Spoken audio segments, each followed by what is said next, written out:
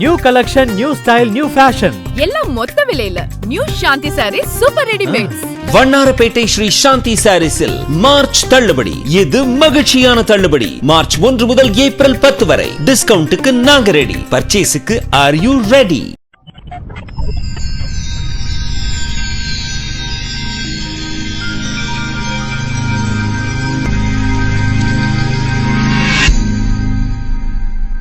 வணக்கம். கட்சியில் பொறுப்பு இல்லாமல் மக்கள் செல்வாக்கு குறைஞ்சி போச்சுன்னா நம்மளை டீலில் விட்டுருவாங்க. அப்படி தாங்க ஓ பன்னீர்செல்வத்தை பாஜக டீலில் விட்டுட்டுருக்கு. பல முறை ஓ பன்னீர்செல்வம் அவர்கள் பிரதமர் மோடி அவர்களை சந்திக்க அனுமதி கேட்டோம். ஓ பன்னீர்செல்வத்துக்கு அனுமதி வழங்க மறுக்கிறது பாஜக. ஏற்கனவே திருப்பூர் நடந்த கூட்டங்கள்லையும் சரி, திருநெல்வேலி, மதுரை, தூத்துக்குடியில் நடந்த கூட்டங்கள்லையும் சரி, ஓ பன்னீர்செல்வம் தரப்பில் பிரதமரை சந்திக்கிறதுக்காக அனுமதி கேட்டிருக்கிறாங்க. ஆனால் ஓ பன்னீர்செல்வத்துக்கு அண்ணாமலை அனுமதி கொடுக்கல. காரணம் என்னென்னா, பாஜக சின்னமான தாமரை சின்னத்தில் நீங்கள் போட்டியிடணும் அப்படிங்கிற ஒரு நிபந்தனை வைக்கிறதும் அவர்களை வற்புறுத்துறதும் அங்கே மிகப்பெரிய காரணமாக சொல்லப்படுது.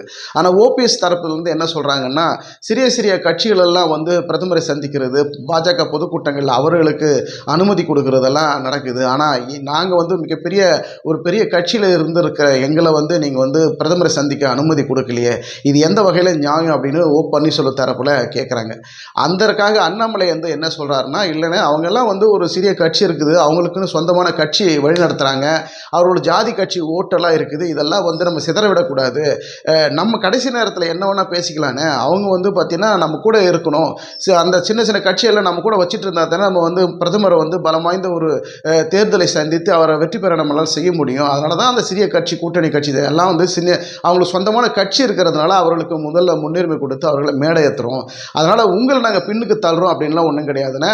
உங்களுக்கு ஏற்கனவே அதிமுகவினுடைய இரட்டை இலை சின்னத்தில் வழக்கு இருக்குது, அதில் பிரச்சனை இருக்குது. இந்த நேரத்தில் அது சின்னம் எடப்பாடி பழனிசாமிக்கு போகுமா இல்லை உங்களுக்கு வருமா அப்படிங்கிற பல்வேறு சிக்கல் இருக்கிறதுனால தான் உங்களை தாமரை சின்னத்தில் நிற்க சொல்கிறோம், நீங்கள் கொஞ்சம் புரிஞ்சுக்கிட்டு அட்ஜஸ்ட் பண்ணுங்க அப்படின்னு பாஜக தரப்பிலிருந்து ஓ பன்னீர்செல்வத்துக்கு கொடுக்கக்கூடிய ஒரு அறிவுரையாகவும் ஒரு திட்டமாக இருக்கிறது. இதையெல்லாம் ஏற்க மறுக்கிறார் ஓ பன்னீர்செல்வம். அதனால் ஏன்னா ஏற்கனவே அதிமுகவில் மிகப்பெரிய பொறுப்பில் இருந்து முதலமைச்சராக இருந்திருக்கிறேன், இவ்வளோ பணிகளில் நான் இருந்திருக்கிற பொழுது நான் பாஜகவின் சின்னத்தில் நான் நின்னேன் அப்படின்னா எனக்கு மிகப்பெரிய ஒரு அவமரியாதை ஏற்பட்டுவிடும். அதனால் நான் இரட்டை இலை சின்னத்தில் நிற்பேனே தவிர தாமரை சின்னத்தில் நிற்கிறதுங்கிறது நல்லதில்லை அப்படின்னு ஓ பன்னீர்செல்வம் தரப்பில் சொல்லப்படுறாங்க.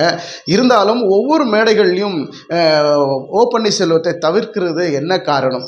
ஒருவேளை ஓ பன்னீர்செல்வத்தை தவிர்க்கிறாங்க, பாஜக தவிர்க்கிறதா? மறைமுகமாக எடப்பாடி பழனிசாமி அவர்களை கார்னர் பண்ணி அவர்களை அதிமுக பாஜகக்குள்ளே இருக்கிற வேலைகளில் பாஜக முழுமையாக ஈடுபட்டாலும் தமிழகத்தில் பொறுத்த வரைக்கும் பாஜக 15% ஓட்டு வங்கியை அதிகரிக்கணும். இதெல்லாம் கருத்தில் கொண்டு தான் சிறிய சிறிய கட்சிகள்லாம் பாஜகக்குள்ளே கொண்டு வந்துட்டுருக்குறோம். அந்த ஜாதி கட்சி ஓட்டெல்லாம் பிரிஞ்சிடக்கூடாதுன்னு தான் அவர்களுக்கு முன்னுரிமை கொடுக்குறோம்.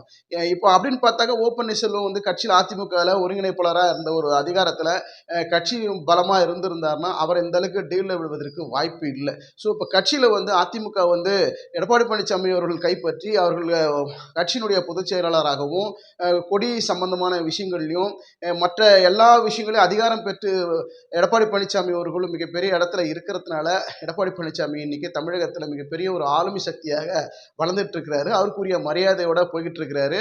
அவர் பாஜக கூட்டணிக்குள்ள வருவாரா வரமாட்டாராங்கிறதெல்லாம் அடுத்த கட்ட விஷயம். ஆனால் அதிமுகனுடைய வழிநடத்தக்கூடிய ஒரு தலைமை பண்புல எடப்பாடி பழனிசாமி இருக்கிறதுனால அவருக்கு ஒரு செல்வாக்கும் இருக்கிறது, பரபரப்பையும் ஏற்பட்டு இருக்கிறாரு. இந்த நிலையில ஓ பன்னீர்செல்வத்துக்கு இப்படி ஒரு பின்னடைவு, நீதிமன்ற வழக்குகளில் கூட பல வழக்குகளில் கூட ஓ பன்னீர்செல்வத்துக்கு பின்னடைவு. எல்லா வழக்குகளும் எடப்பாடி பழனிசாமி சாதகமாக வந்து கொண்டிருக்கிறது. பொதுச் செயலர் பதவியிலிருந்து தற்போது இரட்டை இலை சின்னம் கூட அவருக்கு கிடைக்குமா அப்படிங்கிற ஒரு எதிர்பார்ப்பும் அவருக்கு இருக்கிறது. இந்த நாடாளுமன்ற தேர்தலில் இரட்டை இலை சின்னம் முடக்கப்படாமல் ஒருவேளை எடப்பாடி பழனிசாமிக்கு கிடைத்து விட்டால் அது மிகப்பெரிய வெற்றியாக கூட எடப்பாடி பழனிசாமிக்கு அமைந்துவிடும். இப்படி பல்வேறு விஷயங்களில் எடப்பாடி பழனிசாமி சாதகமாகவும் ஓ பன்னீர்செல்வத்துக்கு ஒரு பின்னடைவு ஏற்படுகிற இந்த சூழலில் பாஜக இதனால தான் இந்த பல்வேறு காரணங்கள் காட்டி தான் ஓ பன்னீர்செல்வத்தை அப்படியே ஒரு அமைதி காத்து அப்படியே நியூட்ரலே வச்சுக்கிட்டு இருக்கிறாங்களா, கடைசி நேரத்தில் பார்க்கலாம் அப்படிங்கிற மாதிரி பாஜக தரப்புலேருந்து சொல்கிறாங்க. இந்த டிடிவி தினகரனும் ஓ பன்னீர்செல்வம் தனி அணி அமைக்கக்கூடிய வாய்ப்புகளும் இருக்கணும். அப்படி இருந்தால் தான் இந்த தேர்தலில் அவர்களுக்கு ஒரு முக்கியத்துவம் கிடைக்கும். இல்லைனா பாஜகக்குள்ள கூட்டணிக்குள்ளே வச்சுட்டாங்கன்னா டிடி தினகரன் அவர்களுக்கு இருக்கக்கூடிய மரியாதையும் அவருக்கு இருக்கக்கூடிய செல்வாக்கும் கொஞ்சம் குறைஞ்சிரும் அப்படின்னு சமூக வலைதளங்கள்லையும் நம்ம போடக்கூடிய பல்வேறு வீடியோக்கள்லையும் பல கருத்துக்களும் அப்படி தான் வருது. டிடிவி தினகரனுக்கு பல்வேறு செல்வாக்கு இருக்குது, பாஜக கூட்டணிக்குள்ளே அவர் போகவே வேணாம், அவர் தனியாக நின்னாலே அவர் மாஸ் காட்டலாம், ஏன் அவர் வந்து பாஜக கூட்டணியில் வைக்கிறாங்க அப்படின்றது சொல்லப்படுது. ஒருவேளை அரசியல் புரசல அரசியல் வட்டாரங்களில் பேசக்கூடிய ஒரு பொருள் என்னன்னா, தற்போது வரைக்கும் பாஜக கூட்டணியில் ஓ பன்னீர்செல்வத்தையும் டிடி தினகரனையும் முறையாக அழைக்கல, அவர்கள் பேச்சுவார்த்தைக்கும் முறைப்படி கூப்பிடல. இந்த நிலையில ஏன் இவங்க ரெண்டு பேரும் பாஜகக்குள்ள போய் கெஞ்சிக்கிட்டு இருக்கிறாங்க? இவங்க தனியாக ஒரு அணி அமைத்து இவங்க ரெண்டு பேருமே இந்த தேர்தலை சந்திக்கலாமே. இவர்களுக்கும் ஒரு செல்வாக்கு இருக்கு. ஓ பன்னீர்செல்வத்துக்கும் ஒரு நல்ல தொண்டர்கள் பலம் இருக்கிறது, அதில் மாற்று கருத்துக்கு இடமில்லை.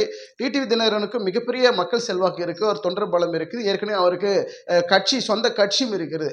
இதையெல்லாம் வைத்துக்கொண்டு ஓ பன்னீர்செல்வமும் டிடிவி தினகரனும் ஒரு தனி அணியாக நின்று யாருடன் கூட்டணி அமைக்காமல் இவங்க ரெண்டு பேருமே ஒரு தனியாக ஃபார்ம் பண்ணி இந்த தேர்தல் சந்திச்சாங்கன்னா அவர்களுடைய உரிமையை அவருக்கு உண்டான செல்வாக்கை வந்து குறைக்காமல் அவர்கள் நிச்சயமாக ஒரு இடங்களை பெறுவதற்கு வாய்ப்புகள் அமையும். இந்த நேரத்தில் வந்து பாஜகக்குள்ள கூட்டணிக்குள்ள போனாங்கன்னா ரெண்டு பேருடைய சுயமரியாதை இழக்க நேரிடும், அவருடைய செல்வாக்கும் குறைந்து விடும். இதை கருத்தில் கொண்டு ஓ பன்னீர்செல்வமும் டிடி தினகரனும் தனி அணியாக நின்று இந்த தேர்தலை சந்திக்கணும் அப்படின்னு சமூக வலைதளங்கள்லையும் சொல்றாங்க. நம்மளுடைய போடக்கூடிய வீடியோக்கள்லையும் அப்படிதான் பதிவர்கள்லாம் கருத்துக்களாக பதிவு செய்கிறாங்க. இந்த நிலையில பாஜக கூட்டங்களில் ரெண்டு பேருக்கும் மேடை ஏறுவதற்கு வாய்ப்பு கொடுக்கல. பல்வேறு காரணங்கள் சொல்றாங்க. பாஜக சின்னமான தாமரை சின்னத்தில் நிற்க சொல்லி ஓ பன்னீர்செல்வத்தை தொடர்ந்து வலியுறுத்துறாங்க, தொடர்ந்து அவர்களுக்கு பல்வேறு நிபந்தனைகளை விடுக்கிறாங்க. ஆனால் ஓ பன்னீர்செல்வம் நான் தாமரை சின்னத்தில் நிற்கிறதுக்கு வாய்ப்பே இல்லைங்கன்னு அவர் தரப்புலேருந்து திட்டவட்டமாக சொல்லிகிட்டே இருக்கிறாங்க.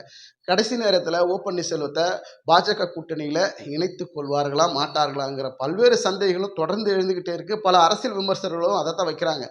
பாஜகவை நம்பி இவர் வெயிட் பண்ணிகிட்டு இருக்கிறார், கடைசி நேரத்தில் அவங்க டீலில் விட்டாங்கன்னா ஓ பன்னீர்செல்வத்தினுடைய கதி அவ்வளோதான் அப்படிங்கிற கருத்து கணிப்பும் அரசியல் வட்டாரங்கள்லையும் அரசியல் விமர்சகர்களும் பேசிக்கிட்டே இருக்கிறாங்க.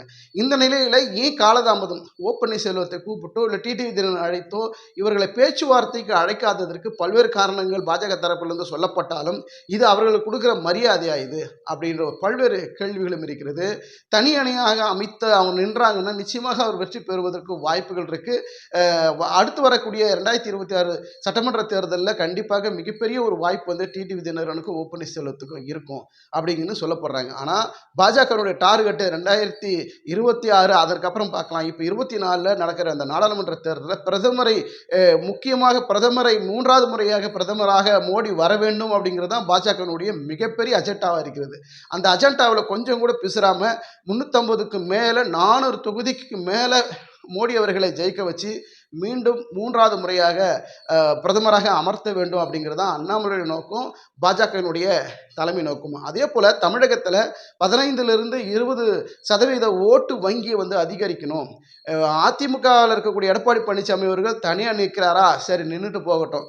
ஒருவேளை நீங்கள் வந்து மறைமுகமான தூதும் பாஜகவில் இருந்து எடப்பாடி பழனிசாமி கொடுக்குறாங்க, பல டார்ச்சரும் கொடுக்குறாங்க, பல அட்டாக்களும் கொடுக்குறாங்க, பல்வேறு வகையில் அவருக்கு பல தொந்தரவுகளையும் எடப்பாடி பழனிசாமிக்கு தொடர்ந்து பாஜக கொடுக்குறாங்க. கடைசி நேரத்தில் எடப்பாடி பழனிசாமி அவர்கள் அவருடைய நிலைப்பாட்டில் மாறாமல் பாஜக கூட்டணிக்குள்ளே கடைசி வரைக்கும் நான் வரமாட்டேன்னு தனியாக நின்னாருன்னா சரி நின்றுக்கோ அப்படின்னு பாஜக விடுவதற்கு வாய்ப்பு இருக்குது. கடைசி நிமிடம் வரைக்கும் அதிமுக பாஜகக்குள்ளே இணைக்கக்கூடிய வகையில் பல்வேறு டார்ச்சரை கொடுக்கத்தான் செய்வார்கள். அப்படி அந்த டார்ச்சரெல்லாம் எதிர்கொண்டு பலம் நிரூபித்து எடப்பாடி பழனிசாமி அவர்கள் அதிமுக தனியாக நிற்கணும் அப்படின்னா அவர் நின்றால் கண்டிப்பாக விட்டுடுவாங்க பாஜக. அப்படி விட்டு என்ன பண்ணுவாங்கன்னா மறைமுகமான ஆதரவை கொடுத்து அவருடைய டார்கெட் எல்லாம் வந்து திமுகவை எதிர்க்கிறது தான் பாஜகவினுடைய முக்கிய அஜெண்டாவில் மெயினான இருக்கக்கூடிய ஒரு விஷயம். திமுக வந்து அவர்களுடைய நேரடி போட்டியாளராக பாஜக தான் இருக்கணும் அப்படிங்கிறது அண்ணாமலையுடைய மிகப்பெரிய அஜெண்டாவில் ஃபர்ஸ்ட் பாயிண்ட்டாக இருக்கிறது. அதனால் வந்து எடப்பாடி பழனிசாமி அப்புறம் பார்த்துக்கலாம். இந்த தேர்தல் இல்லையா 2026 தேர்தலில் எப்படியா பிடிச்சி உள்ளே போட்டுடலாம். இந்த தேர்தலில் அவர் தனியாக நிற்கட்டும். அப்படி பெரும்பான்மையான இடங்கள்லேயே கூட அதிமுக வெற்றி பெற வாய்ப்பு இல்லை. இந்த நிலையில் பாஜகனுடைய செல்வாக்கு வந்து எண்மண் எண் மக்கள் பாத யாத்திரை மூலியமாக பல்வேறு செல்வாக்கை வந்து மக்கள் மத்தியில் வந்து பாஜக பெற்றுட்டு இருக்குது அப்படிங்கிற எண்ணத்தில் அண்ணாமலை இருக்கிறாரு. அதனால் எடப்பாடி பழனிசாமி வந்து பாஜக கூட்டணியில் வந்தாலும் சரி, வராவிட்டாலும் சரி, அவர் தனியாக நின்னாலும் சரி, எப்படியாவது நின்று போட்டாங்கன்னா அவர் ஜெயிக்கிறதுங்கிறது, பல தொகுதிகளை வின் பண்ணுறதுங்கெல்லாம் வாய்ப்பு கிடையாது. எங்களுடைய நேரடி எதிரியாக இருக்கிறது டிஎம்கே தான். அவர்களை எதிர்க்கணும். தமிழகத்தில் பொறுத்த வரைக்கும் 2வது பெரிய கட்சியாக பாஜக வரணும் அப்படிங்கிறதா பாஜகனுடைய மேலிடமும் அண்ணாமலைக்கு கொடுக்கப்பட்டிருக்கிற அசைன்மெண்ட்டும் அதுதான். அதனால் எடப்பாடி பழனிசாமி வந்து இந்த நேரத்தில் கொஞ்சம் அவருடைய நிலைப்பாட்டிலிருந்து பிசராமல் இருப்பதற்கும் அவர் அடுத்த கட்ட அரசியல் நகர்வுகளை கொண்டு போகிறதுக்கும் இது ஒரு வாய்ப்பாக எடப்பாடி பழனிசாமிக்கு அமையும். அதே நேரத்தில் அரசியல் மேலே மேலே அவர் கொண்டு போகிறதுக்குண்டான வாய்ப்புகள் பாஜக முட்டுக்கட்டியாக இருக்குமோ, வாய்ப்பு கொடுக்குமா எல்லாம் அடுத்து வர காலங்களில் தான் நம்ம பார்க்க முடியும். ஏன்னா ஒரு சாதாரணமாக வந்து பாஜக வந்து ஒரு கட்சியை வளர்த்து விட்டுற மாட்டாங்க. நம்ம கட்டுப்பாட்டில் இருக்கணும், நம்ம சொல்ல பேச்சு கேட்கணுங்கிறதான் பாஜக என்றைக்குமே விரும்பும். அந்த நிலையில் எடப்பாடி பழனிசாமிக்கு எப்பவுமே தொந்தரவு தான், சிக்கல் தான் பாஜக மூலிமா. அதனால் எடப்பாடி பழனிசாமி எந்த நேரத்திலும் இந்த நாடாளுமன்ற தேர்தல் இதில் வரலனாலும் சரி 2026 சும்மா விட மாட்டாங்க. அவர்களை பாஜகக்குள்ள கூட்டணிக்குள்ளே வைத்து தமிழகத்தில் மிகப்பெரிய இடங்களில் பிடித்து பாஜக ஆட்சியை பிடிக்கணுங்கிறதா மிகப்பெரிய குறிக்கோளாக பாஜக செயல்படுறாங்க. 2வது பெரிய கட்சியாக தமிழகத்தில் பாஜக வரணும் அப்படிங்கிறது தான் அண்ணாமலை எடுத்திருக்கக்கூடிய மிகப்பெரிய சபதம். அதனால் திமுகவை எதிர்க்கணும். இப்போதைக்கு அதிமுகவை பலமிழந்த கட்சியாக மாற்றணும். திமுக முதல் கட்சியாக இருக்குது, நம்ம 2வது கட்சியாக தமிழகத்தில் வரணும். அதன் பிறகு திமுகவோட கடுமையான போட்டி போட்டு அடுத்து வரக்கூடிய ஆட்சியில் பாஜக தமிழகத்தில் ஆட்சி புரியணும் அப்படிங்கிறது தான் பாஜகவின் மாஸ்டர் பிளான். இதை வந்து மற்ற மாநிலங்கள் அமுல்படுத்திட்டாங்க. ஆனால் இது தமிழகத்தில் சாத்தியம் இல்லையா அப்படின்னு நம்ம பொறுத்திருந்து பார்க்கலாம். அதே வேளையில் ஓ பன்னீர்செல்வமும் டிடிவி தினகரனும் பாஜகக்குள்ள கூட்டணிக்குள்ளே போவதற்கு வாய்ப்புகள் மறுக்கப்பட்டாலோ, அந்த வாய்ப்பு இழந்தாலோ, அவர்கள் தனி அணி அமைத்து இந்த தேர்தலை சந்திப்பதற்கும் அவர்கள் தயாராகி கொண்டிருக்கிறார்கள் என்ற ஒரு பார்வையும் இருக்கிறது. பொறுத்திருந்து பார்க்கலாம். நன்றி, வணக்கம்.